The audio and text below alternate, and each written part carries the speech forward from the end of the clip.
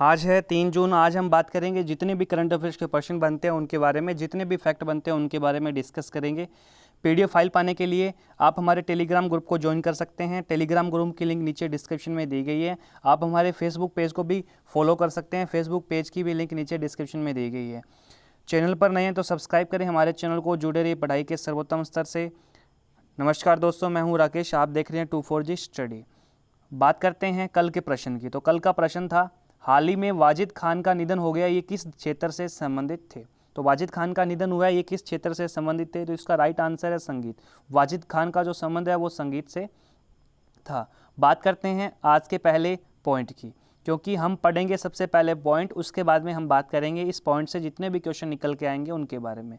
तो आपको बने रहना इस वीडियो में और अच्छे से नोट्स बनाने हैं। सबसे पहले हम बात करते हैं विश्व तंबाकू निषेध दिवस की। तो विश्व तंबाकू निषेध दिवस जो मनाया जाता है वो मनाया जाता है 31 मई को। 31 मई 2020 को संपूर्ण विश्व में विश्व तंबाकू निषेध दिवस मनाया गया। बात करते हैं दूसरे फैक्ट की। दूसरे फैक्ट के अंदर इसका आता है थीम। कोई भी विश्व दिवस होता है, इंपॉर्टेंट दिवस है, उसकी हम थीम की बात करेंगे। तो इस दिवस की जो थीम है वो है protecting youth from industry manipulation and preventing them from tobacco and nicotine use. तो इसकी ये इंग्लिश में थीम है, आप अच्छे से इसको नोट करें, अच्छे से याद करें। तो विश्व तंबाकू निषेध दिवस कब मनाया जाता है? 31 मई को। इसका अगला फैक्ट जो आपके सामने है वो है, यह दिवस विश्व स्वास्थ्य संगठन के सदस्य देशों द्वारा वर्ष 1987 से प्रतिवर्ष 31 मई को मनाया जाता है। दूसरा इसका फैक्ट है, विश्व में तंबाकू का सेवन करने वाले देशों में प्रथम स्थान पे कौन है? चीन है। और दूसरे स्थान पे कौन है? भारत है। इसका तीसरा फैक्ट निकल के आता है सामने, विश्व में प्रतिवर्ष 80 लाख के करीब लोग तंबाकू सेवन से अपनी जान गंवाते हैं। तो ये इसका अपना मोस्ट इंपॉर्टेंट जो विश्व तंबाकू निषेध दिवस है, इस पर पूरा का पूरा फैक्ट हमारे सामने है, आप इसको नोट कीजिए। अब इस फैक्ट के अंदर मोस्ट इंपॉर्टेंट बात ये है WHO। WHO का मतलब मैं बार बार आपको वीडियो में बताता हूँ, जब भी जिक्र आता है WHO के बारे में तो इसका पूरा नाम है वर्ल्ड हेल्थ ऑर्गेनाइजेशन। स्थापना इसकी हुई है 7 अप्रैल 1948। मुख्यालय इसका है जेनेवा स्विट्जरलैंड में और मुख्य अधिकारी इसके हैं टेड्रोस एड्रोनोन। मुख्य अधिकारी यानी इसके जो अध्यक्ष है वो है वर्तमान में टेड्रोस एड्रोनोन। अब बात करते हैं इस पूरे फैक्ट में जितने भी क्वेश्चन हम मोस्ट इंपोर्टेंट निकल के आते हैं उनके बारे में बात करते हैं। तो पहला क्वेश्चन आपका है, विश्व तंबाकू निषेध दिवस कब मनाया जाता है? तो विश्व तंबाकू निषेध दिवस कब मनाया जाता है? आपको पता है 31 मई को विश्व तंबाकू निषेध दिवस मनाया जाता है। विश्व तंबाकू निषेध दिवस 31 मई। अगला क्वेश्चन इससे निकल के आता है, विश्व स्वास्थ्य संगठन का मुख्यालय कहाँ पर है? तो अभी मैंने आपको बताया विश्व स्वास्थ्य संगठन का मुख्यालय कहाँ पर है, आपने अच्छे से गौर किया होगा। तो आप बताइए विश्व स्वास्थ्य संगठन का मुख्यालय कहाँ पर है? तो विश्व स्वास्थ्य संगठन का मुख्यालय है जेनेवा स्विट्जरलैंड में। कहाँ पर है? जेनेवा स्विट्जरलैंड में। मनीला कहाँ पर है? फिलीपींस में। वाशिंगटन कहाँ पर है? अमेरिका में। न्यूयॉर्क कहाँ पर है? अमेरिका में। तो विश्व स्वास्थ्य संगठन यानी WHO का मुख्यालय है जेनेवा स्विट्जरलैंड में। बात करते हैं अगले फैक्ट की। जो अगला हमारा पॉइंट है वो है ग्लोबल डे ऑफ पेरेंट्स। जो हमारा फैक्ट है अगला वो है ग्लोबल डे ऑफ पेरेंट्स।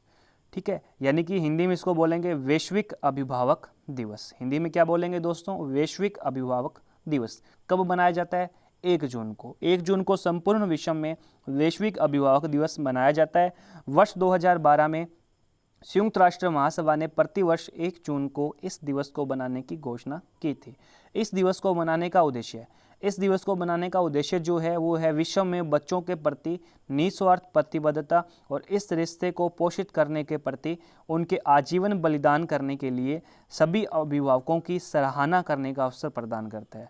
तो मैंने आपको इस फैक्ट के बारे में बताया कि कब मनाया जाता है। नंबर 1 बात 1 जून को। नंबर 2 बात सबसे पहले कब मनाया गया? 2012 में। घोषणा इसकी की थी 2012 में। बात करते हैं तीसरे फैक्ट में उद्देश्य। तो उद्देश्य के बारे में मैंने आपको बता दिया और हमने बात की है ग्लोबल डे ऑफ पेरेंट्स की। कब मनाया जाता है? 1 जून को। अब जो प्रश्न निकल के आता है वो यही है कि विश्व अभिभावक दिवस कब मनाया जाता है? तो अच्छे से क्वेश्चन को नोट कीजिए, विश्व अभिभावक दिवस कब मनाया जाता है? 1 जून को।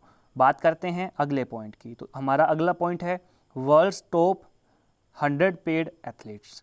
वर्ल्ड्स टॉप 100 पेड एथलीट्स यानी विश्व के सबसे 100 उच्चतम भुगतान पाने वाले एथलीट कौन कौन हैं? तो इसके अंदर हम बात करेंगे टॉप 3 जो एथलीट है उनके बारे में।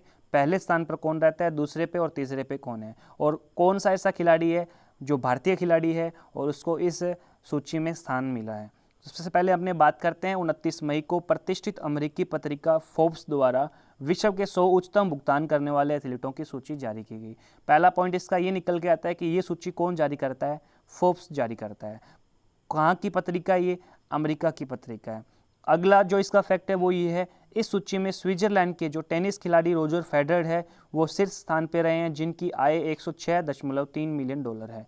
तो पहले स्थान पे कौन रहा है? Roger Federer. कौन से खेल से संबंधित है? टेनिस से संबंधित है। किस देश के हैं? स्विट्जरलैंड के हैं। दूसरा इसका फैक्ट निकल के आता है, दूसरे स्थान पे कौन रहता है इसका? दूसरे स्थान पे है पुर्तगाल के फुटबॉलर क्रिस्टियानो रोनाल्डो। पुर्तगाल के फुटबॉलर है क्रिस्टियानो रोनाल्डो। कितनी आय इनकी है? 105 मिलियन डॉलर की आय के साथ दूसरे स्थान पे रहते हैं। और तीसरे स्थान पे बात करें तो तीसरे स्थान पे कौन रहता है? तीसरे स्थान पे ये है अर्जेंटीना के footballer Lionel Messi. Lionel Messi का संबंध किस खेल से है? फुटबॉल से है। और किस देश से है? अर्जेंटीना से है। अब तक हमने 3 खिलाड़ियों की बात की है। रोजर फेडरर टेनिस से है, स्विट्जरलैंड है। दूसरे स्थान पे क्रिस्टियानो रोनाल्डो है, फुटबॉलर है, पुर्तगाल से है। तीसरा बंदा है लियोनेल मेसी, फुटबॉल से है, अर्जेंटीना से है। अब बात करें ऐसा भारतीय खिलाड़ी जो इस सूची में स्थान पाता है।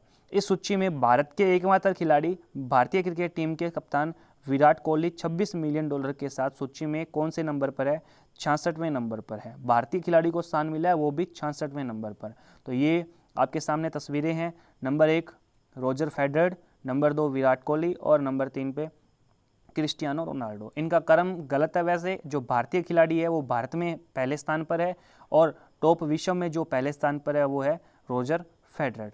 बात करते हैं क्वेश्चंस की।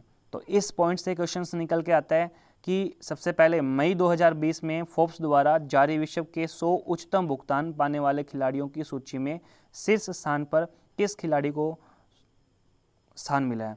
तो ये खिलाड़ी है रोजर फेडरर। रोजर फेडरर जो है उसको शीर्ष स्थान मिला है। इसका दूसरा क्वेश्चन निकल के आता है, फोर्ब्स द्वारा इस सूची में किस एकमात्र भारतीय खिलाड़ी को स्थान मिला है? तो वो एकमात्र खिलाड़ी है विराट कोहली। तो क्वेश्चंस को अच्छे से नोट कीजिए, अच्छे से रिवाइज कीजिए, अच्छे से याद कीजिए। बात करते हैं अगले पॉइंट। अगला फैक्ट हमारा है वर्ल्ड मिल्क डे, विश्व दुग्ध दिवस। विश्व दुग्ध दिवस कब मनाया जाता है? 1 जून को मनाया जाता है। विश्व दुग्ध दिवस 1 जून को मनाया जाता है, वर्ल्ड मिल्क डे। 1 जून 2020 को संपूर्ण विश्व में 20वां विश्व दुग्ध दिवस बनाया गया। अगला इसका फैक्ट है उद्देश्य। उद्देश्य के बारे में बात करें, दूध के संबंध में ध्यान आकर्षित करना और दूध उद्योग से जुड़ी गतिविधियों के प्रचार प्रसार के लिए अवसर प्रदान करना है। तो इस दिवस का उद्देश्य जो है वो आपके सामने है। कब मनाया जाता है? 1 जून को। और 1 जून 2020 को कौन सा विश्व दुग्ध दिवस मनाया गया? 20वां विश्व दुग्ध दिवस बनाया गया। अगले फैक्ट के बारे में बात करें तो भारत दुग्ध उत्पादन के क्षेत्र में विश्व भर में अग्रणी है। सबसे आगे है भारत। भारत में दुग्ध उत्पादन की क्रांति के जो जनक है वो है डॉक्टर वर्गीस कुरियन। भारत में दुग्ध क्रांति के जनक थे डॉक्टर वर्गीस कुरियन। वर्तमान में ये नहीं है। प्रतिवर्ष 1 जून को इस दिवस को बनाने की घोषणा जो है वो संयुक्त राष्ट्र के खाद्य एवं कृषि संगठन ने 2001 में की थी। प्रतिवर्ष 1 जून को विश्व दुग्ध दिवस मनाया जाता है। इसकी घोषणा की थी संयुक्त राष्ट्र के खाद्य एवं कृषि संगठन ने। भारत में दुग्ध क्रांति के जनक कौन है? डॉक्टर वर्गीस कुरियन है। कब मनाया जाता है विश्व दुग्ध दिवस? 1 जून को। प्रश्न निकल के सामने कौन सा आता है? विश्व दुग्ध दिवस कब मनाया जाता है? विश्व दुग्ध दिवस कब मनाया जाता है? 1 जून को। अभी हमने पढ़ा है विश्व दुग्ध दिवस 1 जून को।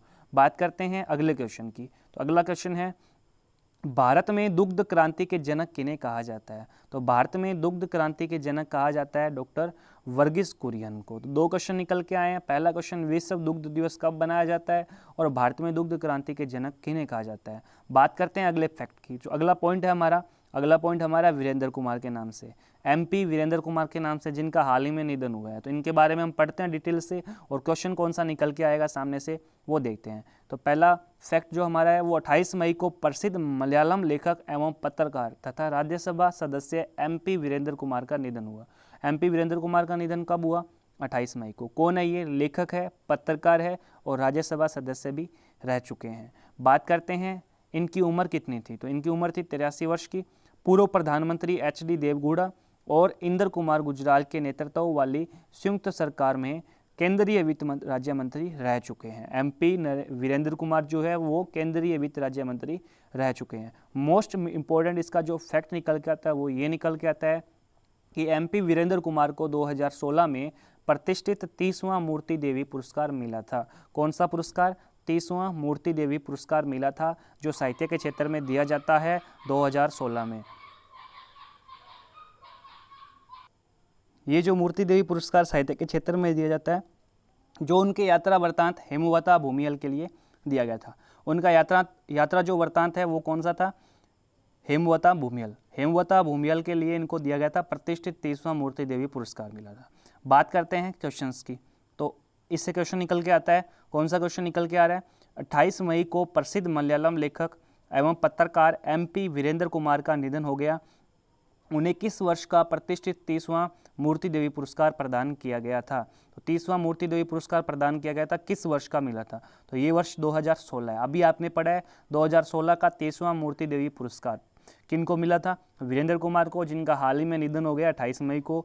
वीरेंद्र कुमार कौन है? मलयालम लेखक है, पत्रकार है, एमपी वीरेंद्र कुमार, राज्यसभा सांसद भी रह चुके हैं। बात करें आज के प्रश्न की, तो आज के प्रश्न का जवाब आपको कमेंट बॉक्स में देना है। तो आज का प्रश्न है, हाल ही में इलेक्ट्रॉनिक्स और सूचना प्रौद्योगिकी मंत्रालय ने कौन सा पोर्टल लॉन्च किया है? तो इसका आंसर आपको कमेंट बॉक्स में देना है। ज़्यादा से ज़्यादा जुड़िए, शेयर करिए वीडियो को। क्वेश्चंस अच्छे लगते हैं तो सब्सक्राइब कर देना यार, प्लीज़ शेयर करना, लाइक करना।